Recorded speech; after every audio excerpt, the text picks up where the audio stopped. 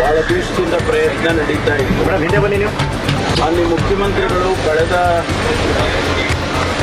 IUA Hyderabad ಕಂಪನಿಯವರು feasibility ಸ್ಟಡಿಯನ್ನು ಮಾಡಿ ಸರ್ಕಾರಕ್ಕೆ ಕೊಟ್ಟಿದ್ದರು.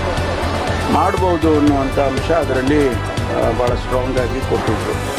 ಅದಾದ ಮೇಲೆ ಮತ್ತೆ ಚರ್ಚೆ ಮಾಡಿ ಇದಕ್ಕೆ ಒಂದು DPR ಮಾಡಬೇಕಾಗತ್ತೆ ಅಂಥೇಳಿ DPR ಮಾಡೋದಕ್ಕೆ ಮತ್ತೆ ಟೆಂಡರ್ ಕರೆದು ಆ ಪ್ರೋಸೆಸ್ನಲ್ಲಿ ಒಂದು ಕಂಪನಿಗೆ ಕೊಟ್ಟಿದ್ರು.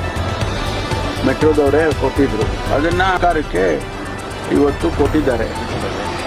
ಸರ್ಕಾರ ಅದನ್ನು PPP ಮಾಡೆಲ್ನಲ್ಲಿ ಮಾಡಬೇಕು ಅಂಥೇಳಿ ಪ್ರಸ್ತಾವನೆ ಮಾಡಿದ್ದಾರೆ. ಅದಕ್ಕೆ ಡೀಟೇಲ್ಸ್ ಎಲ್ಲ ಅಂದರೆ ಎಷ್ಟು ಸ್ಟಾಪ್ ಇರಬೇಕು, ಎಲ್ಲೆಲ್ಲಿ ಸ್ಟಾಪ್ ಇರಬೇಕು, ಯಾವ ರೀತಿ ಅದನ್ನು ಬೇಕು ಅಂಥೇಳಿ ಎಕ್ಸ್ಪ್ರೆಷನ್ ಆಫ್ ಇಂಟ್ರೆಸ್ಟ್ಗಳನ್ನ ಕರೆದು